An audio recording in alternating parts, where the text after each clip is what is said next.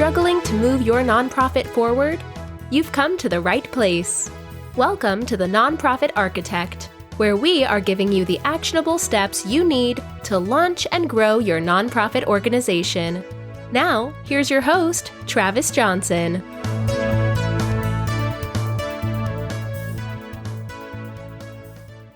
Hey, welcome to the podcast. I'm Travis Johnson here for the Nonprofit Architect, helping you build a stronger nonprofit. Today on the show, I have the fantastic, the fabulous Shas Sparks. She is the CEO, the Chief Excitement Officer of Sparks of Hope. She's an energetic, loving, and inspiring speaker and author, as well as a certified fearless living coach. Also, she's written a book, How to Get Your Voice Back, and you can find that on Amazon. The link will be in the show notes below after this podcast. Her mission is to help women transform their trauma into treasure by empowering them to peel away the layers of their own negative inner dialogue, limiting beliefs, and fear that stems from the verbal abuse and loss.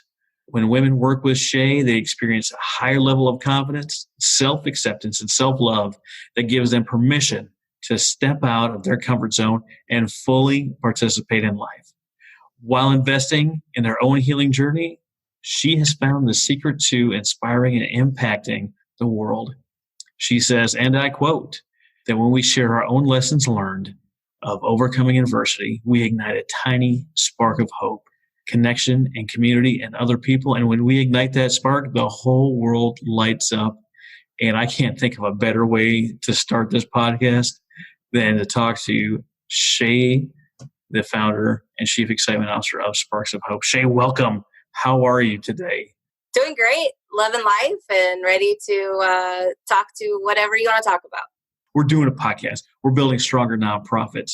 And I understand that you have a vision with Sparks of Hope to grow into a big, fantastic, wonderful company that can eventually start your own foundation on the side. Tell me more about that. Oh, gosh. So I have been blessed multiple times over my years with visions, I will say, from God. And one of the things that he gave me was a vision to start a foundation. And the foundation is really an overflow from all of the things that I have rolling around in this head, all of my ventures. And it's really an overflow to help, like you said, nonprofits. So it's not just one nonprofit, it's multiple nonprofits. Because I have so many friends, strangely. Many friends. That's not strange that you have so many friends. No, it's so many friends that are in the nonprofit sector that I see there's just a need that it's like, I don't want to just give to one, I want to give to all. I definitely understand where you're coming from. Yeah. And I actually resemble that remark. That's what my wife and I have been doing the last few years, giving people that started that seed money. They already have a nonprofit, but give them that first little push into the 501c3 realm. Are you looking to do the same type of thing? Do you have like a mission kind of spelled out for your future foundation? It's similar to that. And really what it is it's actually twofold. So it's a business, social entrepreneur or social enterprise that actually has a business that feeds into their nonprofit. So I am certified in social entrepreneurship. And so I help people. That's one of the other things I do on the side is I help people really figure out what it is their purpose and what's their passion and turn their business into a way they can feed it into a nonprofit or a nonprofit and make it into some sort of actual like for-profit to help feed into the nonprofit. Have you been doing research and looking around and seeing other people that are already operating in the space doing the same type of thing that you're talking about right now? So there is a corporation called Beneficial Corporation. It's B certified. Okay. So like Whole Foods is B certified. Tom's Shoes is B certified. There's so many right now. I can't even think. Burt's Bees, I believe, is B certified. So there's a lot of corporations out there that are certified through this particular company, and it's Beneficial Corporation. In the state of Missouri, I know they also have a legal entity of, I believe it's instead of an LLC, it's an L3C. Yes. So it has its own legal entity and for tax purposes. I don't know how many states have it. I just know Missouri has it. And because I'm not in the state of Missouri, I'm in the state of Kansas, I'm not eligible for that yet. Okay. However, okay. So the thing about beneficial corporation is that anybody can actually participate. They have a certification of guidelines that you have to go through, and they check up on you every year. My goal is to kind of take that and simplify it for the small business owner. Okay. So they're actually working with corporations. So mine is sort of work with the small business owner and really just simplify it to where, what is the need that you're trying to get met for the underserved and the unserved? And really kind of look at that and, again, see how their business idea can kind of help with that, or vice versa. Their nonprofit can feed into a business idea, and then they feed into each other. They help each other out.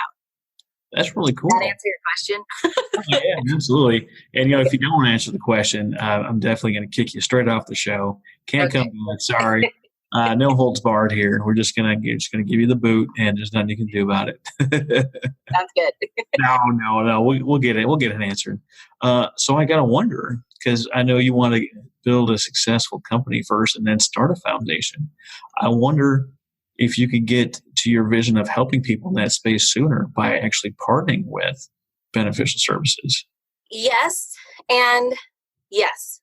So I have looked at actually partnerships with other companies. I have looked at partnering with Beneficial Corporation, with Be Certified themselves.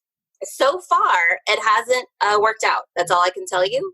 Yeah. Whether it's they're not interested in what I'm doing, or they're not returning any emails, or even returning phone calls. So I just go, okay, I know that I believe in fully God directing my steps.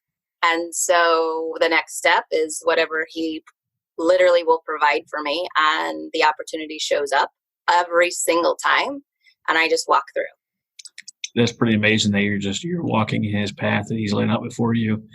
Now, remind me how we met. Was it through Brian Paul, wasn't it? Yes. Yeah, through Brian Paul, and I interviewed him for my podcast. Oh, what's your podcast? Let's look at a plug for your podcast down here while you're here. Yeah, so my podcast is called The Power of Investing in People. Mm-hmm. And it's really about that. It's about how someone has invested in themselves, and it overflows into investing in other people. Kind of the same thing my business will do. So it's an overflow economy, we'll put it that way. An overflow economy, an abundance economy, not coming from a place of starvation or struggle or survival, really, but an overflow. And I was very privileged and honored to be a guest on your show. Was it early this year or was it last year? I can't remember. I think it was early this year, actually. Yes. Oh my goodness, this year has been so packed. I can hardly imagine going from being a guest on your show to then starting up this year podcast to try to help people. Yay! In the nonprofit space, help build a stronger foundation. But just a whirlwind of a year. And you were actually talking to me before on during our interview, or maybe it's after our interview, about public speaking and having me speak on stage. But what was really your vision for that? So again, I had a vision that I was speaking on stage, speaking to a group of people. And the whole I turned trauma into treasure really came out of a conversation when I interviewed Brian Paul, actually, on the podcast. We love Brian. We love Brian. He's phenomenal. He's such a great guy. And what's so interesting is that as a society, we think of PTSD as something that's only towards military or first responders. And after talking with him, I was like, wait, if anyone has gone through trauma, we have PTSD.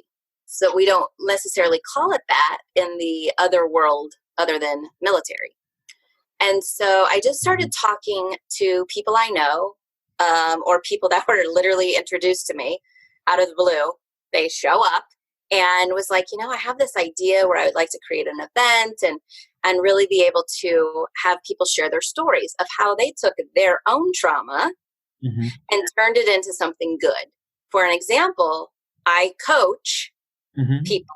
I speak on stage to people because I have overcome abuse, addiction, let's see what else, anger and depression. And I was a bully and I was bullied.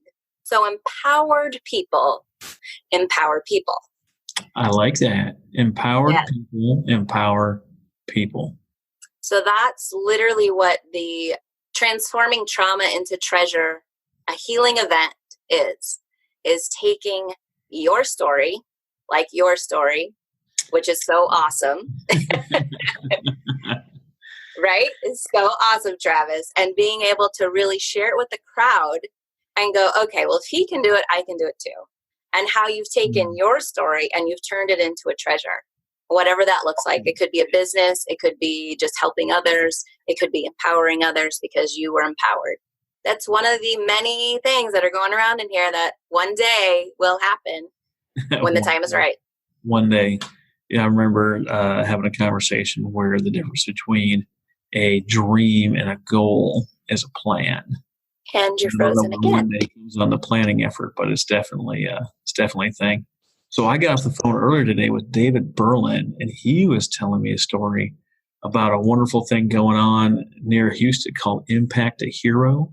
And they're trying to change the conversation from PTSD as post-traumatic stress disorder to post-traumatic growth. I love it. Right? Yeah. He told me about it, and I started freaking out, realizing we were, 5 minutes into probably an hour conversation. If he didn't have another appointment afterwards, man, I think we would have been talking the whole rest of the day. There's so many people focused on post-traumatic stress, and we should be focused on those people in need. And, that's why the two of us are talking, and that's like, well, we like doing what we do, and that's what gets us energized. But changing the conversation, like you say, you're the CEO, but you're the chief excitement officer, right? Yeah. To change it to post-traumatic growth. And I was just, oh my goodness, just changing a few words around can have a huge impact on your perspective, how you see things, and how you can move forward. And that's just a powerful, powerful message. I love that. Post-traumatic growth. I may have to check them out. Yeah, Impact a Hero. Mike Nash, thank you so much, David Berlin, for sharing that info with me earlier. Yes. If you're a first time listener to this show here, this Nonprofit Architect, this is not about me. This is not about Shay or my other guests. This is about doing what we do, how we run our nonprofit, how we connect with nonprofits, how we use business techniques and business coaches, and how we all work together to build something stronger. Shay and I have known each other for a while now. We might joke about a few things, but this is not about us. This is about our vision for the future. And I know Shay has a very powerful vision. Thank you. And I agree with you. It's not about me. It's work that's done through me. The work was done in me first. So now it's just doing it through me. So I understand you had the opportunity to speak on a few stages around the country. Would you like to share something about those? Sure. So I have spoken at a women's empowerment event. I spoke with Brian Paul for his Veterans for Life USA nonprofit in Oklahoma City. And, I forgot. I was like, where else did I speak? Houston. I spoke at the Authors Spotlight at the Texas Black Expo and spoke about my book and how you can literally leverage your book for your business and what that looks like and why write a book. Why write a book? Because, we all have a story. Mm-hmm. We've all overcome something, and that's really what books are about, is showing not necessarily how you're a hero, but showing your journey. And that inspires other people. Once again, inspires other people, gives them a spark, ignite that spark so they can do their own things. How can nonprofits use their story to move forward? Well, first of all, most businesses and nonprofits is that when you give money to someone else, it's not about you. It's about the story. Mm-hmm. It's about how passionate you are for it, right? And so I think that's where most people kind of forget, is that you've really got to share your own story in order to create to people to be moved, for people to, be emotional about it. If you're emotional about it, imagine you can get other people being emotional about it just by sharing your story. So whether that's like Brian, who has a veteran or first responders with PTSD, addiction recovery, and suicide prevention, him sharing his story gets other people excited about it. So if you have a child that has cancer and you've talked about their journey and all the emotions that you went through and everything that you're doing, and now you're helping other children, families with cancer, that gets people excited. That gets people like bought in, so to speak, and want to help you. Yes, absolutely. Buy-in is so important. Yeah. And then you build a relationship with those people. That's the main thing that I see a lot of people that aren't doing, whether it's for profit or nonprofit, is they forget to build the relationship with their audience. See, I have the opposite problem. I like to build relationships and meet people and tell stories, and I don't have anything to sell. Or I'm not working in the nonprofit space, even though I partner with a couple nonprofits. I'm on the board of a few nonprofits. It's like I'll be so excited and so engaged, and then forget to bring in everything else that I'm actually doing and how I could really use their support and direct them to some kind of call to action. So here's the great thing about that: you don't have anything yet, right? So So there is nothing wrong with building relationships before you step out into whatever it is you're going to do. For example, I have literally been building my presence online for at least, I'll say, 9 to 10 years. And I've been doing it slowly because, again, I come from the thought process of if you build it slowly and it's not an overnight success, it will stick around and grow, forever. When it's an overnight success, it grows quickly and crashes quickly. For me, it's really about building your presence, building that relationship, building your following, whatever that looks like. And at some point, I knew I was going to have a product. I knew I was going to write a book. I knew I was going to have be a coach. I knew I was going to be a speaker and have people have me come and speak on their stages. Because I've done that and would talk about it and talk about my story and share my story, people, quote unquote, wanted to be, follow me, wanted to be friends with me, wanted to do all this. And I have at least 3 speaking engagements this fall that came out of just following me on social media. That just came out of, oh my gosh, I knew you're a speaker. Let's get together for my event. I'm like, okay, great. Yeah. So you never know. That's the great thing about social media. You never know who you're going to reach. You talk about building something slowly. We're in this this information age that things can happen slowly. They can move like a glacier over eons. And then you have things where you get this right spark of hope, and all of a sudden you have this sensational wildfire of a story that just takes the world by storm. We see this time and again, like the basketball cop. He gets called on some noise, and these kids are just listening to music, playing basketball, and instead of scolding them, telling them to disperse or some other nonsense, he joins in, and all of a sudden he's able to bring Shaq into the mix. And then start this foundation and really move forward. And social media is just, it can be very damaging, or it can be so empowering and so wonderful. And you connect with people that you never would have had the possibility of meeting, even just a few years ago. Access to CEOs, access to celebrities, access to wonderful speakers, authors, and coaches like yourself, and anyone and everyone.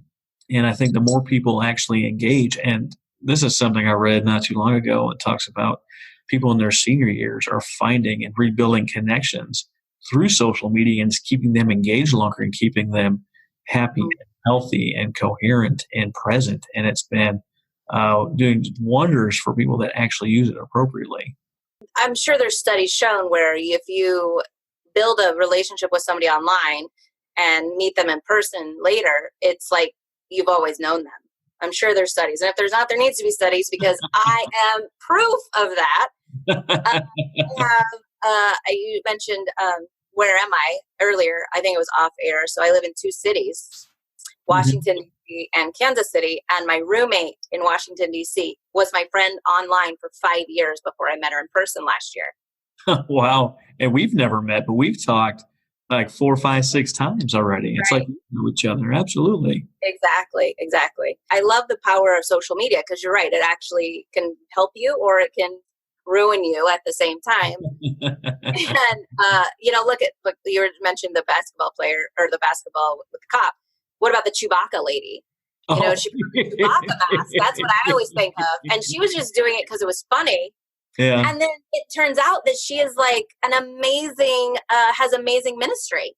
Your story doesn't necessarily have to be about your nonprofit or your business. Mm-hmm. It can just be you going about your day and showing something very interesting, like she did. if I remember the story right, she was having kind of a tough time, and she got this. I want to say it was for a gift, and she wanted to try it out first. And she was just so tickled with the whole thing, and she recorded it and went viral. And before you know it, she's all over the place. It's the same with the father-son combo that they just cut things apart. I think he had to do some kind of like show and tell or some kind of sign something or other, and they cut into a few sports balls on YouTube. And before you know it, people are like, hey, cut into this. Hey, try this. Hey, check this thing out. And before you know, they had paid people sponsoring them like, hey, I want you and your son to come cut my car in half. I want you and your son to come cut my new product in half. Wow. It's just so phenomenal that if you have an internet connection, that you can make something happen. Just an amazing way that we're changing, how we do business, how we connect, how we interact, how we're social.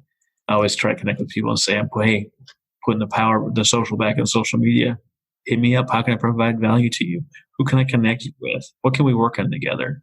What, do you want to come on my podcast? No? Okay. Can I come on your podcast? Oh, also no? We'll figure something out. No, we won't. You can just move on and be good. I 100% agree with you. It's about building community and connection. And instead of being a neighborhood, because we used to, believe it or not, back in the day, we talked to our neighbors, right? We used to go outside. We used to go outside, and talk to our neighbors. And say hi. How are you? And now we have global neighbors. I mean, I have a following from Canada and Australia and Turkey and Sri Lanka and London. And so it's so amazing to be able to just connect with those people and be like, hey, how you doing? What's new? What's going on?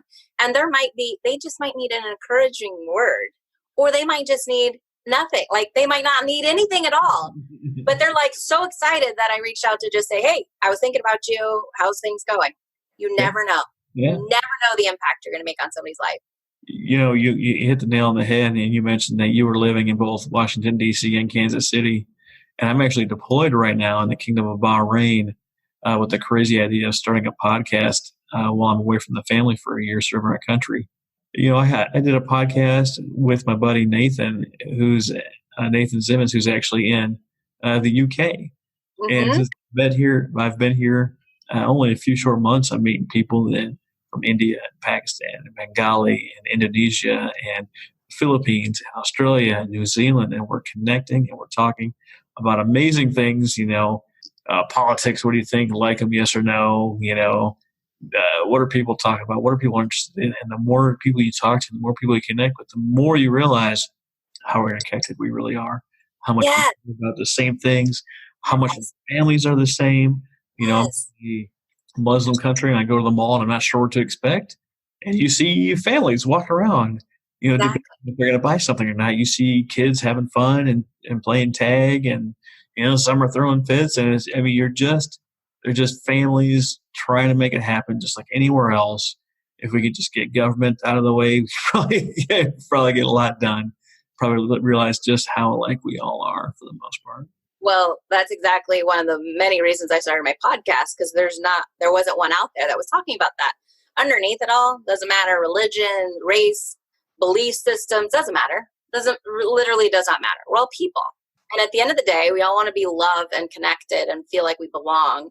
And how cool is it? Because one of the questions I ask is, how are you connecting to someone that's different than you? Yes, absolutely. Because so much fear that the media creates, that sometimes a family will create inside itself, of people that are different. And my goal is to don't be different. I mean, reach out and don't be different. Don't be different. That's all I meant. Reach out to someone who is different. Yes. Connect with them, because you will find at the end of the day, you have the same issues. You want to be a good parent. You want to be successful in your business. You want to be able to raise money for your nonprofit. You want to be loved by your spouse, whatever that spouse looks like. Yeah, right? Absolutely. It's all the same. You make an amazing point about media and how they use emotion to get you fired up on whatever the topic is, whatever area you fall out in.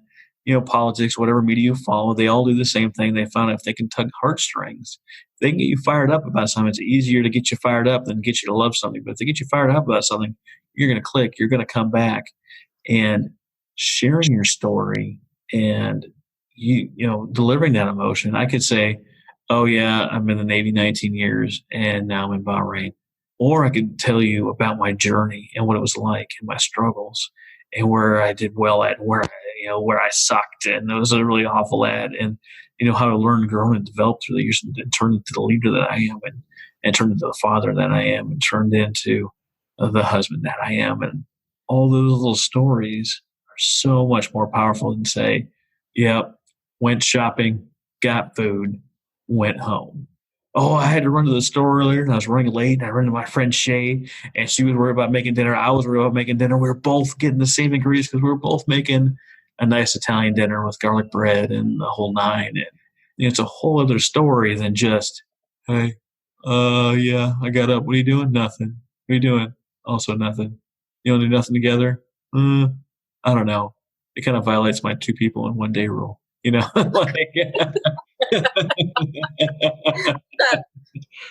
Wow, I don't have that rule. Some people do. I know some introverted people out there, like introverts unite separately in your own homes, Yeah, definitely. Definitely not an introvert. So Shay, loved having you on the show. Can't let you run away until you tell us how people can get connected with you. Well, I've so enjoyed our conversation, like every single time we talk. So I appreciate it. So you can find me on Facebook at Shay Sparks.